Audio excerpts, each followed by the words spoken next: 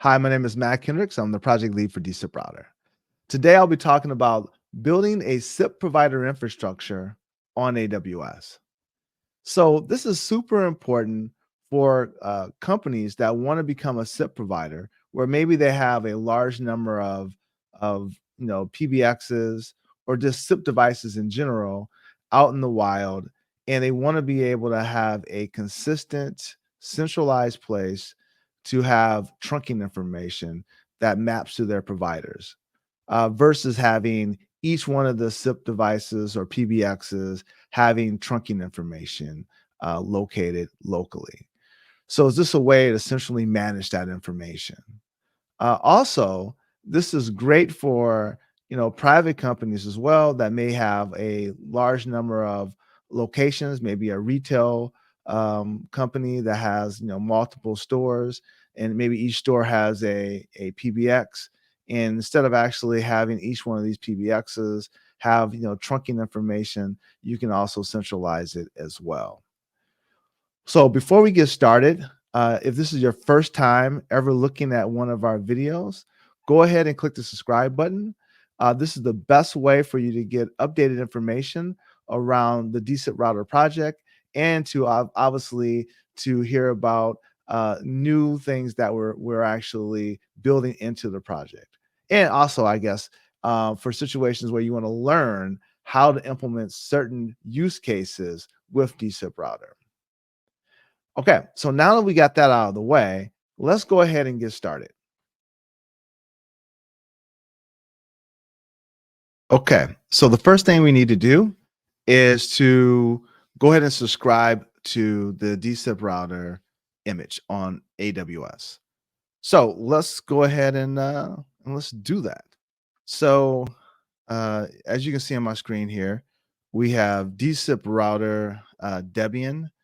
The latest version is v0.74 release. The actual subscription here or description is actually wrong, so we'll update that. It's actually running on Debian 12. You can see down here the OS is Debian 12, so we'll make sure that gets released in or updated for y'all. So the first thing we're going to do is continue to subscribe here, and we're going to accept the terms.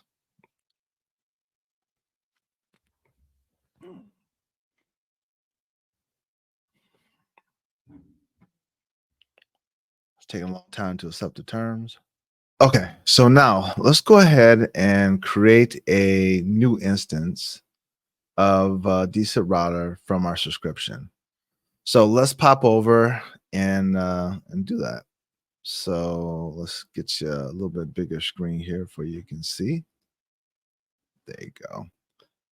And let me go over to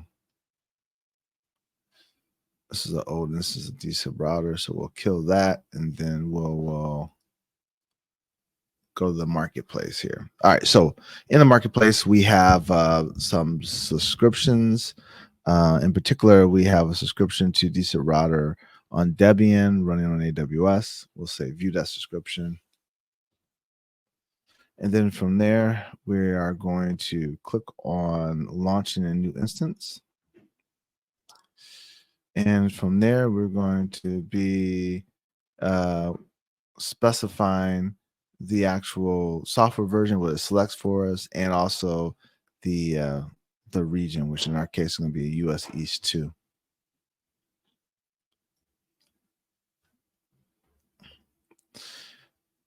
Now we'll go ahead and name the server, server 1. It already selected the AMI for us. We'll go ahead and make this a small. We're not going to be doing much here. Pick our key pair, jump, and I already have a security group already configured for this. So we'll just select that security group. We'll come back and talk about what ports are needed for dSIPRouter. And then I'm also going to change the storage size here to 50 gigabytes from 30 gig. Everything else I'm just going to keep the same. All right, so let's go ahead and launch her.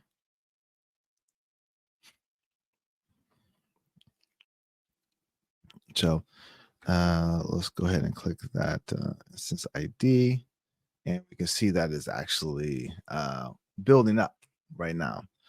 So it's gonna take a minute to build. As soon as it's built, we'll log in and just validate everything is good.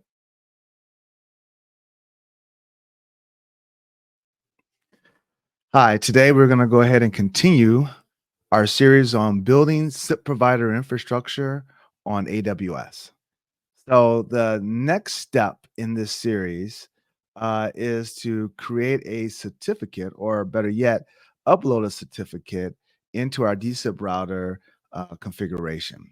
So I'm going to go ahead and share my screen again, and let's get ahead and get into it. And in order to log in, since this is running on AWS, in particular, when you actually use a AMI image. So if you go to AWS Marketplace, look for dSIPRouter, you do the install.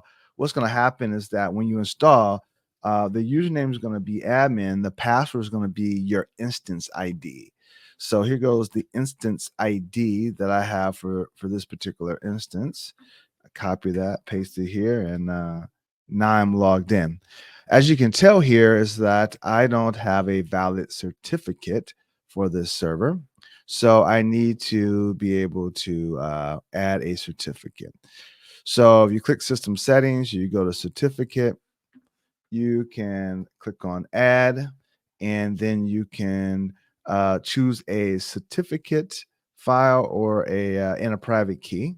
So I have both of those. And let's see here. I think they're both in, these are both it right here. And I'll click add. Cool. So they actually were added here.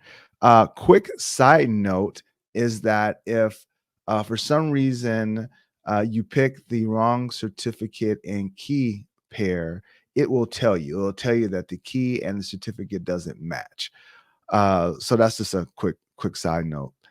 So now that I actually uploaded it, the next thing I need to do is actually restart Camilio and dSIPRouter, because since I picked the default certificate here, which is the one that we support pretty much out of the box, you can add additional ones, but there's varying levels of support.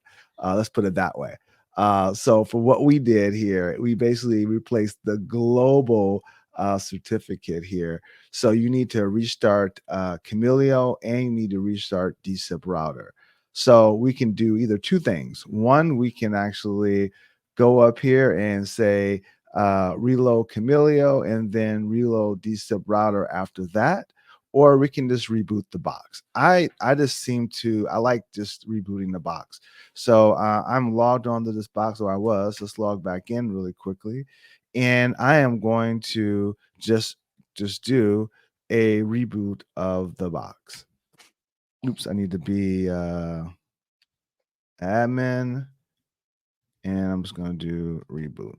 Okay, so now the box is going to reboot, and once it actually comes back up, we should have a valid certificate, and then we can move on to the next stage. It's starting to come back up. Nginx starts up first, and then from there, the dSIPRouter UI will start up as well. So basically, this 502 bad gateway means that Nginx is up, but the dSIPRouter UI itself is not up yet. So it's thinking through it. There it is. It's back up. Let's go. Certificate is valid. So it has our certificate here without a problem. Some reason, like Chrome, for some reason, will come back and say it's not secure, even though we have it. So what we end up doing is having to kill the browser really quickly. So let's go ahead and let's open up another one of these. Sometimes I got to kill the whole browser, but let's just hopefully we don't have to do that. Yeah, we probably got to kill the browser to bring it back up. But we can tell from here that the certificate is valid. So that's what you have to do in order to get a certificate up and going inside of AWS. Another side note, while we're here, is that we also do have Let's Encrypt. So you could, if you wanted to, is actually use Let's Encrypt to actually create your certificate. The key here is that you need to make sure the security group inside AWS, has port 80 open, because Let's Encrypt tries to validate um, the domain name by trying to access it on a process running on port 80. Okay, so just something that you can kind of think about if you wanted to use Let's Encrypt in order to create a certificate. In our case, we created a certificate that was a wildcard. We used a wildcard certificate, excuse me. So we had created a wildcard certificate on using Let's Encrypt on another box, and so we had the private key and we had the certificate. So we just used that on this box. All right. All right. That is it for this segment.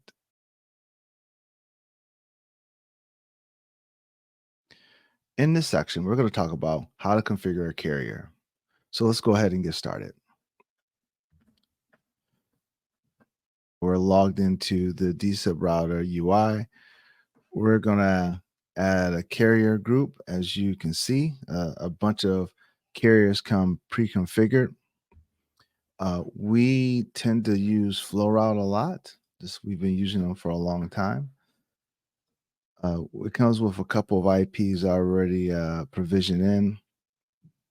And so we're going to use IP authentication inside of FlowRoute. In order to use IP authentication, they want you to prefix and a numerical number when sending the call outbound. So we're going to log into FlowRoute and set that up. So let's go ahead and log in.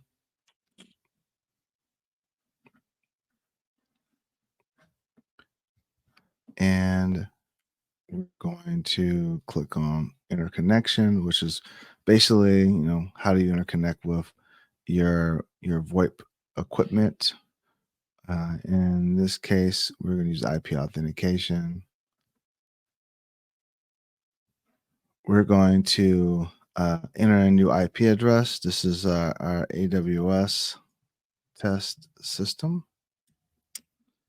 And we're going to grab the IP address of that system. It's just easier for me to grab it from the AWS console.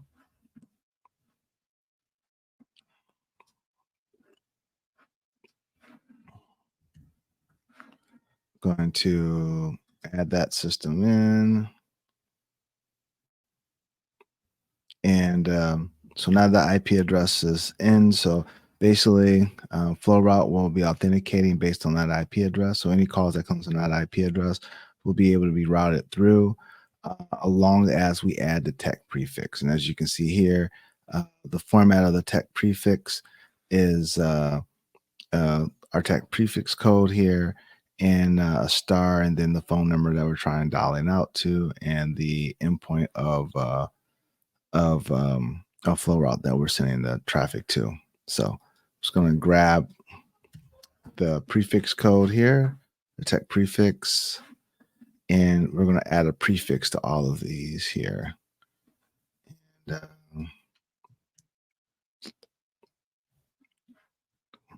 add it there.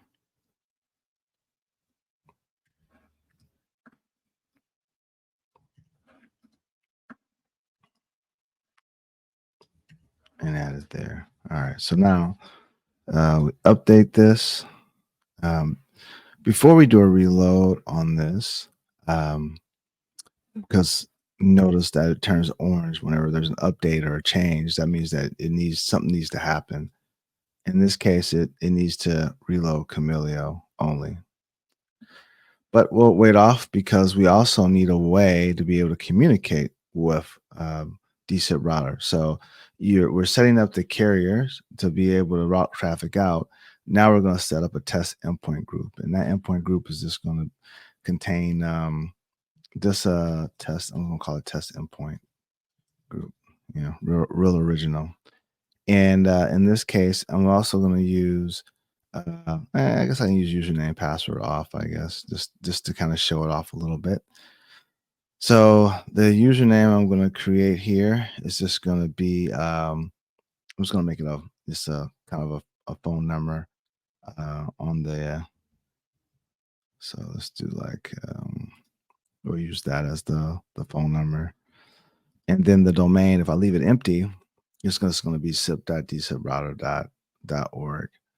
But since we're using Flyball Co domain, I'll make it Flyball Co here. So this way, if you have multiple domains that you wanted to be able to register, they all don't need to be under the default domain. You can create a brand new domain. So I'm just going to copy the password here and add this test group. And I'm going to now reload Camilio. While that's happening, I'm going to actually configure Zapier.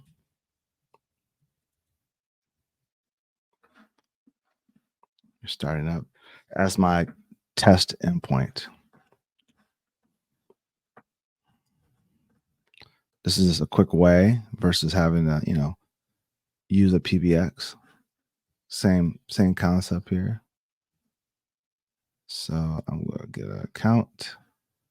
I'm going to just grab one of these here. The domain that we are going to use is the flyball.co. The username is 888-907-2085. The password is I already have in my buffer. And then the proxy that I'm going to use. So I'm going to send traffic to dsip.flyball.co, right?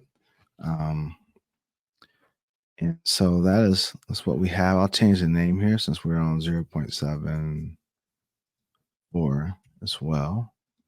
Just going to save it. And then we're going to try and register to it and see, did we fat finger something? Of course we did. So let's go make sure that the password is, I see what happened here. Flyball has 2 L's. So let's add an L here. Let's dismiss this and then let's give it another try. Look at that. It registered for us. So we're in a happy place. Okay. So let's now we're configured our Zapier phone to use that new account we created. Now, just for us to be able to see what's going on here, I'm going to bring over our terminal, connect to that box. When we install dSIPRouter on the box, it actually we install SNGRUP. We can get an understanding of what is going on. All right, so there it is. Now I'm just going to call a phone number.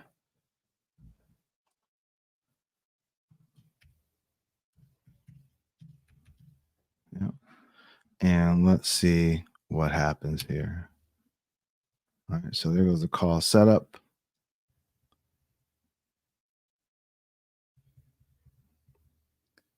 And as you can see here, it's going to this address here, 5241.52.34. So this is a novice mistake here. This IP, because I know what this IP is, it is not any of the flow route IPs. So the problem is that I didn't update my outbound routes. So right now, our outbound route is set to go anything. Right now, it doesn't have any rules here. So the default is going to SkyTel carrier. I'm going to change that to the flow route carrier group. Right. Now we're going to do a reload Camilio again. And this happens a lot. I mean, you know, just even me who does this a lot, I forget, and so it's okay. Okay, so let's go ahead and do another call here. So let's grab my VoIP here, and we're going to call.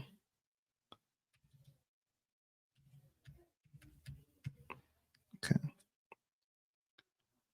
and let's do it. Let's see what happens here. Look at that. You can see here that our actual prefix is being sent over. You can't hear the audio, but it is playing here. So we're all good here. So I'm just gonna end that call. So that is how you set up. Oops, I forgot that there was two of them there. So I just ended the call now. Okay, there it goes. Okay, but so that's how you set up dSIPRouter to be configured to a carrier.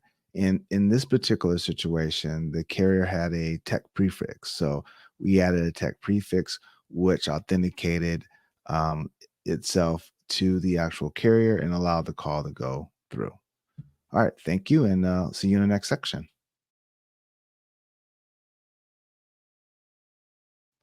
In this course, building a SIP provider infrastructure, we've been using the AWS AMI image of dSIPRouter. In order to get some additional functionality, you need to purchase a license and install that license in the dSIPRouter. So in this section, I'm going to show you how to find the licenses that we have available and then how to actually install that license in the dSIPRouter. So let's go ahead and get started. So I'm sharing my screen and I'm going to go over to all of the products that we have available. You can buy these products from the dopensource.com website. If you click on buy support, you will be dropped into the page we're looking here.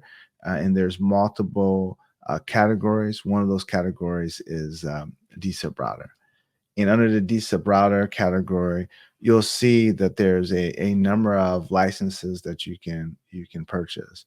Um, there's probably the most popular subscription is the dSIPRouter core subscription, which gives you 2 hours of support per month, gives you 9 to 5 Eastern time support, gives you the ability to add a private Slack channel to be able to communicate with the dSIPRouter team. It also gives you a free 5 license to Microsoft Teams module. The other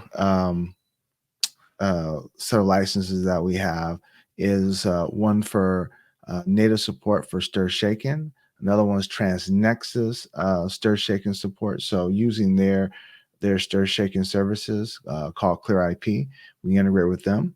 Also for Microsoft Teams. So what you're going to find is that the next section that we'll be talking about is how to use the stir shaking module. So what we're going to do is install the stir shaken native support module.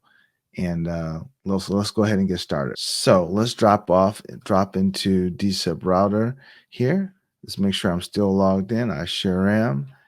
You're going to click on System Settings, go to License Manager. You're going to click Add a License. Once you buy a license from dSIPRouter or the DOpen Source website, you'll get an email with the actual license. In our case, we're just going to grab a license that we've already purchased before, and we're going to uh, uh, use that license inside of the license manager. So I'm just going to copy and paste that license in and click add. Give it a few seconds. It's talking to our licensing server and it has installed the license. Now that the license is installed, you can be able to go over to the stir shaken module, and now you can actually enable that particular module. So that's how you actually bring a license. I'm sorry, not bring a license, but that's how you install a license into a dSIPRouter once you purchase it. Okay. So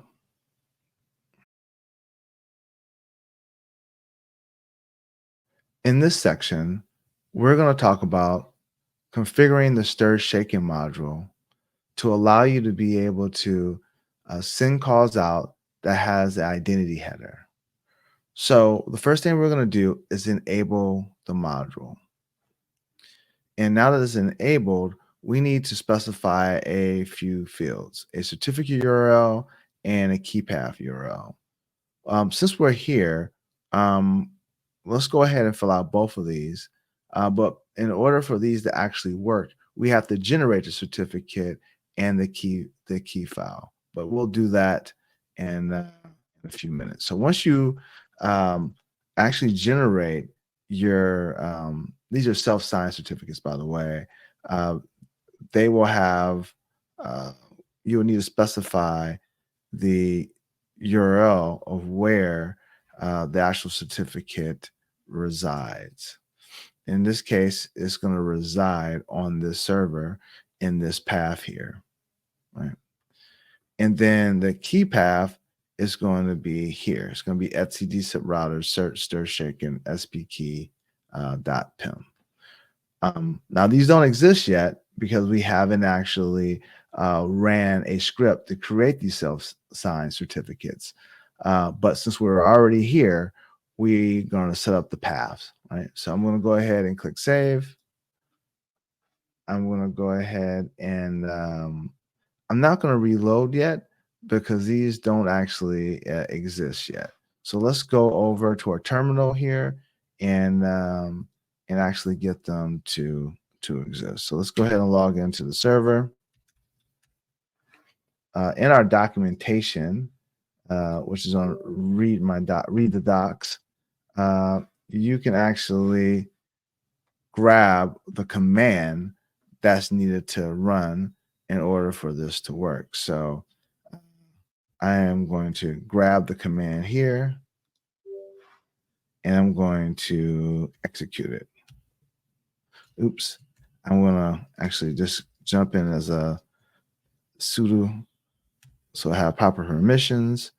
Again, I'm creating a self-signed certificate in order to be used with stir shaken. So I'm going to go ahead and do that. Let's see here.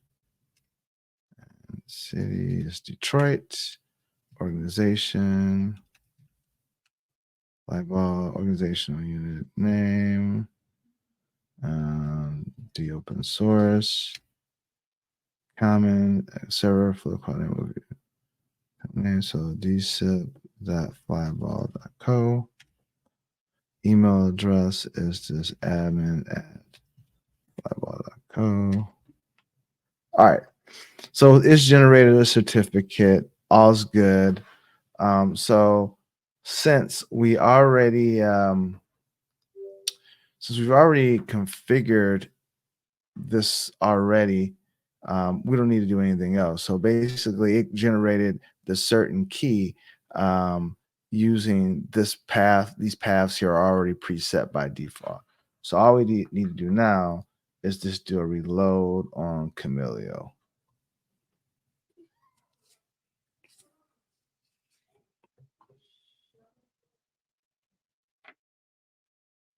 All right. Now that this is done, we should be in a good place. So what we're going to do is just turn on SN grep, and then we're going to generate a call. Oops.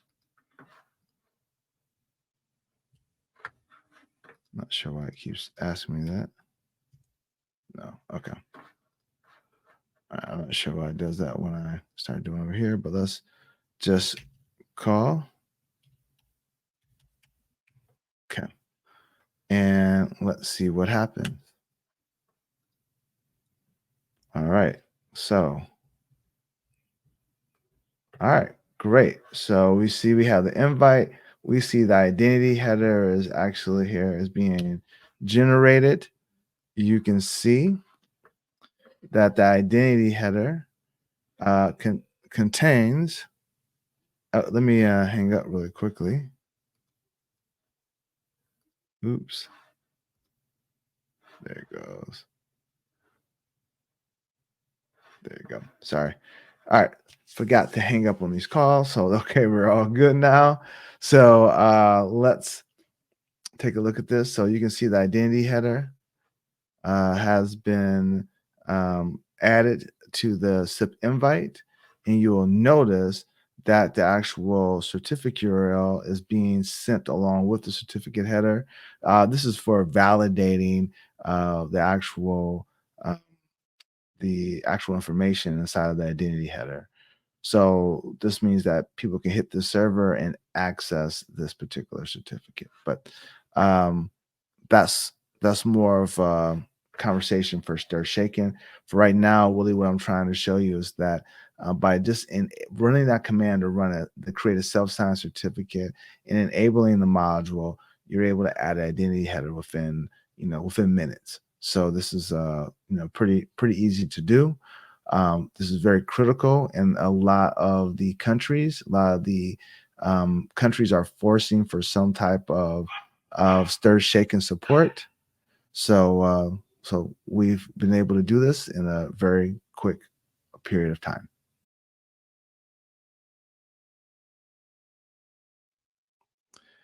In this segment, we're going to talk about connecting your PBX to your new SIP provider infrastructure on AWS that we've been creating. So let's go ahead and get started. All right. So I'm on dSIPRouter. I need to create an endpoint group, and that endpoint group needs to uh, basically have the IP address of in this case, a free PBX server that I'm going to be sending traffic from. So what I'm going to do is go ahead and we'll go ahead and create the endpoint group called free PBX, and we're going to add the IP address of the free PBX server, which in this case is over here. So I'm going to add a row, put it, I'm just going to call it, X, and I'm just going to save it and then add it.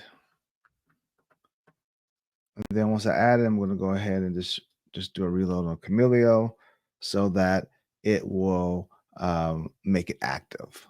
Now, one of the things that I typically do if I'm if I'm building a workflow, I would actually use the dSIPRouter API, and that API would then basically onboard or provision new PBXs into dSIPRouter. So if I have a workflow or some type of automated mechanism when I get a new customer, I would use the API for that. And we'll talk about the API in the upcoming section. Sorry, so now we have a free PBX endpoint group. At least that's the name of it. And we put the IP address of the server in. So now let's go to free PBX.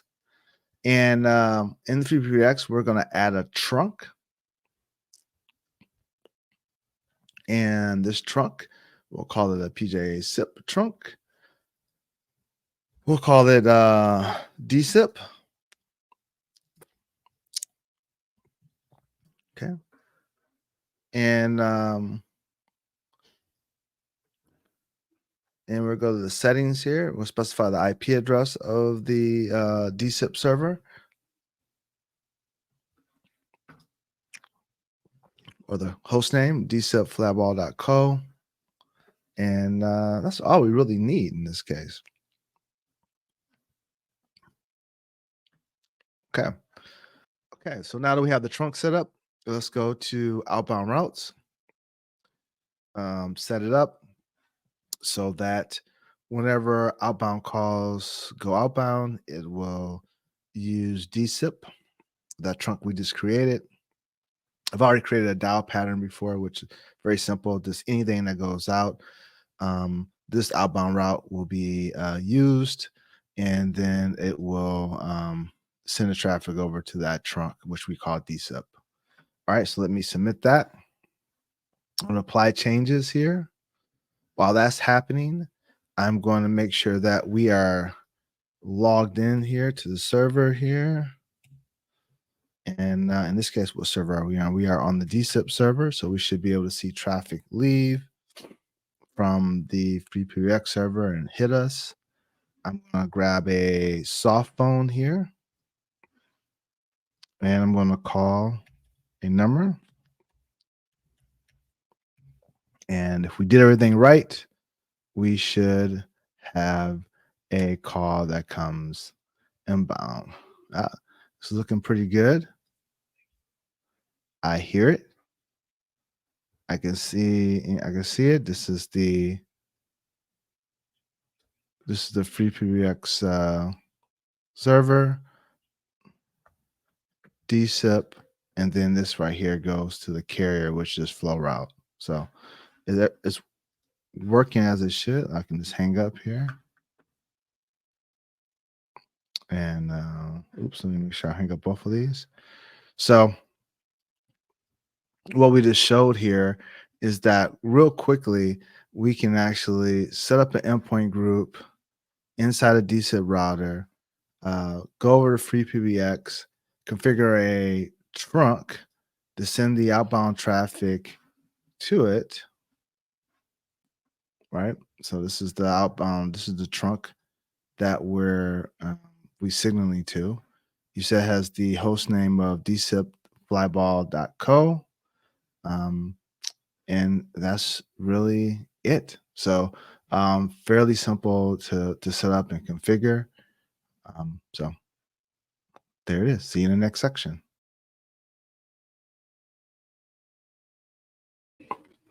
In this segment, we're going to talk about using the dSIPRouter API in order to generate a new endpoint. So let's go ahead and get started. All right, so we're at the list of endpoint groups. You can tell right now we have two. We can jump over the Postman, and our collection is published inside of the Postman network. So you can go find our API. You don't have to go and import the API into Postman. It's already there. In the collection, you'll see a number of different APIs, pretty much representing the different menu options inside of dSIPRouter. So you have endpoint groups.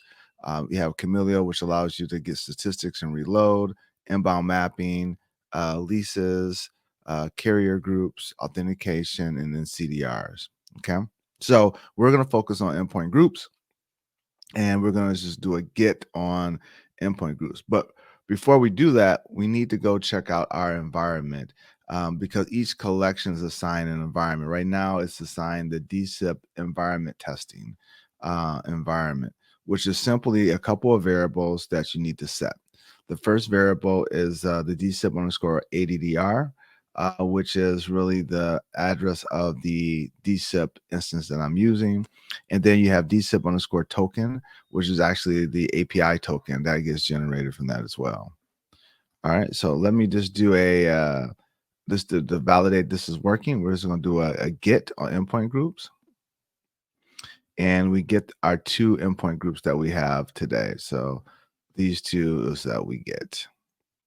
So let's go ahead and we're going to create a new endpoint group. We have a little template here that comes with the API. So I'm going to leave it the same. Call limit is 5. We're going to use IP off authentication, the IP address and where we're coming from. And we're just going to go ahead and create this endpoint here. So click send. And it came back with the endpoint that was created and then the gateway group. So let's go over here. Let's go ahead and just refresh the page real quickly. And you can see here that we have a trunk group that was just created, limit 5. And here goes that endpoint group.